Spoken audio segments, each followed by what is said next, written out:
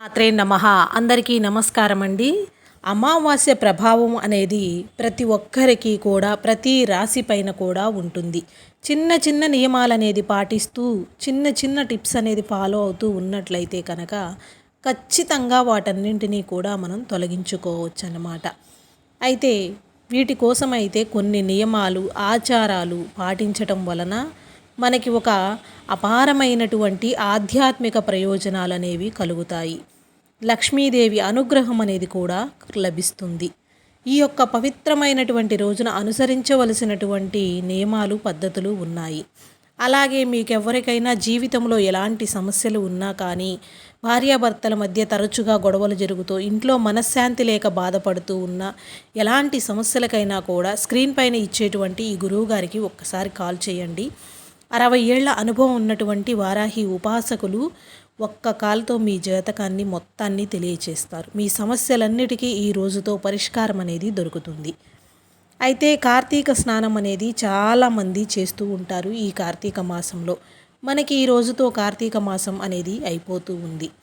పాడ్యమి తిథి అనేది కూడా వచ్చిందన్నమాట. పాడ్యమి తిథి రోజున బ్రహ్మముహూర్తంలో నిద్రలేచి సూర్యోదయానికి ముందుగానే స్నానం అనేది చేయాలి. అవకాశం ఉన్నవాళ్ళైతే కనుక పవిత్రమైనటువంటి నదులు చెరువుల దగ్గర కానీ లేదంటే అలా కుదరని వాళ్ళు గంగాజలంతో కలిపిన నీటిని స్నానం చేయటం అనేది అత్యంత శుభకరమైనటువంటి విషయం. ఇది దేహాన్ని మనస్సుని కూడా శుద్ధి చేస్తుంది. స్నానం చేసిన తరువాత సూర్యభగవానునికి నీటిని ఆర్ఘ్యంగా సమర్పించాలి. పితృదేవతలకు తర్పణాలు వదలటం లాంటిదన్నమాట. ఇలాంటివి కూడా మనం ప్రతిరోజు చేసుకోవలసినటువంటి నియమం. అయితే ఈ కార్తీక అమావాస్య అయిపోయిన తరువాతి రోజున పాడ్యమి స్నానాలు చేసేవాళ్ళు నదీ ప్రాంగణంలో కానీ సముద్ర స్నానానికి వెళ్ళినా కానీ 3 ఒత్తులతో దీపాన్ని వెలిగించటం వలన పోలి పాడ్యమి అనేది మనకి పూర్తవుతూ ఉందన్నమాట. ఈరోజు అసలు ముఖ్యంగా మనం తెలుసుకోవలసినది ఏమిటి అంటే కనుక ఇంట్లో డబ్బు అనేది నిలవటం లేదు. ఎన్ని ప్రయత్నాలు చేసినా ఎంత ఇబ్బందులు పడినా కూడా సంపాదించినది సంపాదించినట్లుగానే ఖర్చు అయిపోతూ ఉంటుంది. దానికోసం ఏం చేయాలి అనేది మనం ఈరోజు చూడబోతూ ఉన్నామన్నమాట. అస్సలు నెగిటివ్ అనేది అనుకోవద్దండి. మనిషికి కోపం అసూయ అహంకారం వంటి ప్రతికూల భావనలకు మాటలకు దూరంగా ఉండాలి. అమావాస్య రోజున కానీ లేదంటే పౌర్ణమి రోజులలో కానీ ఖచ్చితంగా లక్ష్మీదేవి పూజ అనేది ఇంట్లో జరిపించుకోవటం చాలా మంచిదన్నమాట. ఇలా చేయించుకోవటం వలన లక్ష్మీదేవి అనుగ్రహం అనేది మనకి కలుగుతుంది. లక్ష్మీదేవి స్థిర నివాసం ఏర్పరచుకుంటుంది. అమావాస్య రోజు చేసేటువంటి పూజలలో లక్ష్మీ అనుగ్రహం అనేది కలుగుతుంది. కాబట్టి ఖచ్చితంగా అమావాస్య రోజు రాత్రివేళ అమ్మవారిని పూజించండి. అయితే ఇప్పుడు లక్ష్మీదేవి స్థిరంగా నివాసం ఉండేటువంటి కొన్ని స్థానాల గురించి తెలుసుకుందాము. ఆ అమ్మను తేలికగా ప్రసన్నం చేసుకునేటువంటి మార్గాలు, మనం ఎలా పూజించటం వలన అమ్మవారు ఎక్కడ కొలువు తీరి ఉంటుంది అనే విషయాలు తెలుసుకుందాము. లక్ష్మీదేవి ఏనుగు కుంభస్థలంలో గో పృష్ఠనంలో తామర పువ్వులు బిల్వదళము సువాసిని పాపటి ఈ 5 లక్ష్మీదేవి యొక్క ఆవాస స్థానాలు. మనకు లక్ష్మీదేవి అనుగ్రహం కావాలి అని అనుకుంటే కనుక ఆమె ఉండేటువంటి ఈ 5 స్థానాలను కూడా మనం ముందుగా గుర్తించుకోవాలి. అమ్మవారు ఎక్కడ స్థిరంగా ఉంటుంది అనేటువంటిది తెలుసుకోవాలన్నమాట. తామర పువ్వులతో బిల్వదళాలతో అమ్మవారి పూజ చేసుకున్నట్లయితే ఖచ్చితంగా అమ్మ అనుగ్రహం అనేది కూడా కలుగుతుంది. ఎప్పుడూ కూడా ముత్తైదు స్త్రీలు పాపిటన నుదుటన కుంకుమను ధరించటం వలన ఆ ఇంట్లో లక్ష్మీదేవి తాండవం చేస్తూ ఉంటుంది. ఏనుగు కుంభస్థలం మనకు ఏనుగు దగ్గరకు వెళ్ళి దాన్ని ఎత్తుగా ఉన్న కుంభస్థానానికి పూజలు చేయటం కుదరదు. కాబట్టి దీనికి తేలికైనటువంటి ఒక మార్గాన్ని గజముఖుడైనటువంటి వినాయకుడిని పూజించటం ఎంతో మంచిదన్నమాట.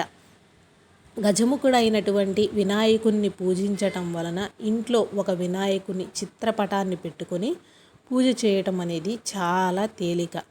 ఇక్కడ మనం ఇష్టం వచ్చినంతసేపు లక్ష్మీదేవి స్థానాన్ని చూసుకుంటూ చక్కగా స్వామివారి యొక్క అమ్మవారి యొక్క మంత్రాలనేది చదువుకుంటూ చేసుకోవచ్చు.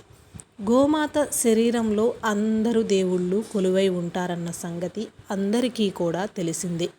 ఆవు యొక్క వెనుక భాగాన్ని అంటే పృష్ఠము లక్ష్మీదేవి ఆవాస స్థానం.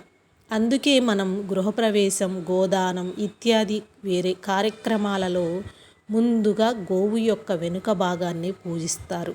ముందుగా గోవును మాత్రమే ఇంటిలో తిప్పుకొని వచ్చిన తర్వాత ఇంటి యొక్క యజమానులు కూడా ఇంటి లోపలికి అడుగు అనేది పెడతారు. మనకి గోవుకు ఉన్నటువంటి పవిత్రత, గోవుకు ఉన్నటువంటి కటాక్షం అనేది అలాంటిదన్నమాట. కాబట్టి మీరు గోమాత ఎక్కడ కనబడినా కానీ వెనుక భాగాన్ని మీ యొక్క చేతులతో తరుముకుంటూ అంటే ఆ గోవుని నురుముతూ మీ దగ్గర ఉన్న ఆహారాన్ని గోవుకు పెట్టడం వలన అమ్మ అనుగ్రహం అనేది మీకు కలుగుతుంది. బిల్వము లక్ష్మీదేవిచే మనకి సృష్టించబడింది. ఆ చెట్టు కిందే ఆమె తపస్సు చేసిందట. ఆ బిల్వాలలో ఆ లక్ష్మీదేవి ఉంటుంది. వాటి యొక్క స్పర్శతో అమ్మవారి యొక్క అనుగ్రహం కలుగుతుంది.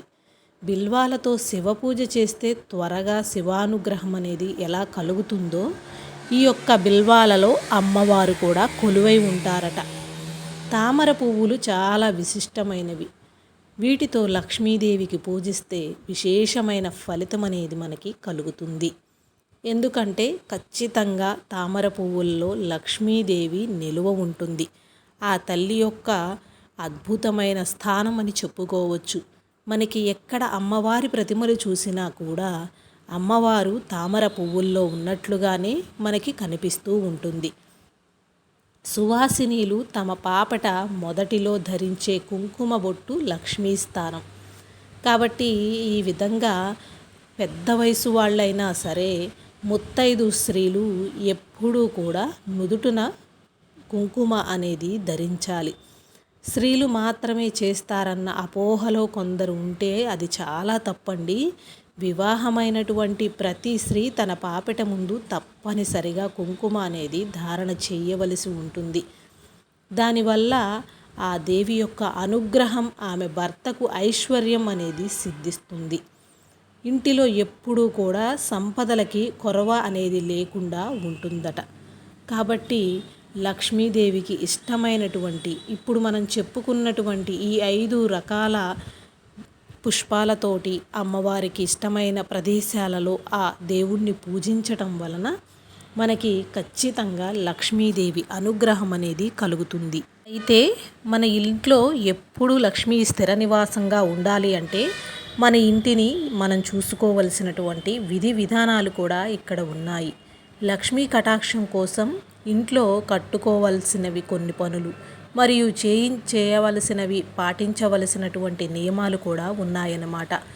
లక్ష్మీదేవి అసలు ఎక్కడ స్థిరంగా ఉంటుంది అంటే కనుక ఇంటిని ఎప్పుడూ కూడా శుభ్రంగా ఉంచుకోవటం, సూర్యాస్తమయమైన తరువాత కొన్ని పనులనేది చెయ్యకుండా ఉండటం, గురువారం రోజున ముత్తైదువులకు గౌరవం ఇవ్వటం, మరికొన్ని పవిత్రమైనటువంటి వస్తువులను ఇంట్లో పెట్టుకోవటం వలన ఆ లక్ష్మీదేవి ఎప్పుడూ మన ఇంట్లోనే ఉంటుందట. ఇంటిని శుభ్రంగా ఎప్పుడైతే ఉంచుకుంటామో అంటే మనం ఎలాంటి పని మీద బయటకు వెళ్ళాల్సి వచ్చినా కానీ ముందు ఇంటిని శుభ్రం చేసుకోవాలి. ఉదయం నిద్ర లేవగానే మన అరచేతులని చూసుకొని లక్ష్మీదేవికి నమస్కరించుకోవాలి. ఇలా చేయటం వలన లక్ష్మీదేవి అనుగ్రహిస్తూ ఉంటుంది. ఎప్పుడైనా బయటకు వెళ్ళే ముందు ముఖ్యంగా ఉదయం పూట కానీ 1 స్పూను తీయని పెరుగుని తిని వెళ్ళటం చాలా మంచిదని మనకి చెబుతూ ఉంటారు. ఆ పాలల్లో కూడా లక్ష్మీదేవి కొలువై ఉంటుందట. లక్ష్మీ కటాక్షం కోసం కొన్ని రకాల నాణ్యాలను ఇంట్లో ఉంచుకోవటం వలన ధనానికి లోటు ఉండదు అని మనకి ఇంతకు ముందు వీడియోల్లో కూడా ఆ రూపులను ఆ యొక్క నాణ్యాలను ఏ వారం రోజున ఎలా ఒక మూటలాగా చేసుకుని బీరువాలో కానీ పూజా మందిరంలో పెట్టుకోవాలి అనేటువంటివి కూడా వీడియోల్లో ఇంతకుముందు చెప్పి ఉన్నామన్నమాట. గురువారం రోజు ముత్తైదువులని చక్కగా గౌరవించుకోవాలి. అవకాశం ఉంటే పండు తాంబూలం అనేది కూడా ఇచ్చుకోవాలి. అయితే చెయ్యకూడని పనులు కూడా కొన్ని ఉన్నాయి ఇక్కడ. సూర్యాస్తమయమైన తరువాత ఇంట్లో ఆడవారు ఇల్లు ఊడ్చటం, తలకాయి దువ్వటం, సాయంత్రం వేళ పొద్దు కూకుతున్న సమయంలో అంట్లు తోమటం, ఇలాంటి పనులనేవి అస్సలు చేయకూడదనమాట. ఇంట్లో గాలి కానీ ప్రసరణ కానీ చాలా వెలుతురు అనేది ఎప్పుడూ కూడా తీసి ఉండాలి. ఆ లక్ష్మీదేవికి ఆహ్వానం పలుకుతూ ఉన్నట్లుగా మన ఇంటి గుమ్మాలు కూడా పసుపు కుంకుమలతో ఎప్పుడూ అలంకరించుకొని ఉండాలట. ఈ విధమైనటువంటి చిన్న చిన్న పరిహారాలు, ఇంట్లో ఉండేటువంటి చిన్న చిన్న రెమెడీస్ అనేది మనం చేయటం వలన ఎప్పుడూ ఆ లక్ష్మీదేవి కటాక్షం అనేది మనకి కలుగుతూ ఉంటుందట. ఈ విధమైనటువంటి పరిహారాలు చేసేవారి ఇంటిలో నుంచి ఆ లక్ష్మీదేవి వెళ్ళమన్నా కూడా వెళ్ళదు.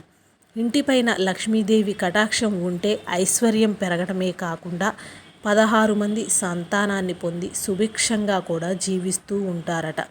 పసుపు కుంకుమలు మంగళకరమైనవి. ఇంటికి వచ్చే ముత్తైదువులకి వచ్చినప్పుడు వారికి పసుపు కుంకుమలు లేదా ఒక రవిక ముక్క లాంటివి కూడా వారికి సమర్పించటం వలన మన ఇంటికి వచ్చినటువంటి లక్ష్మీదేవిని మనం గౌరవించినట్లే అవుతుందట.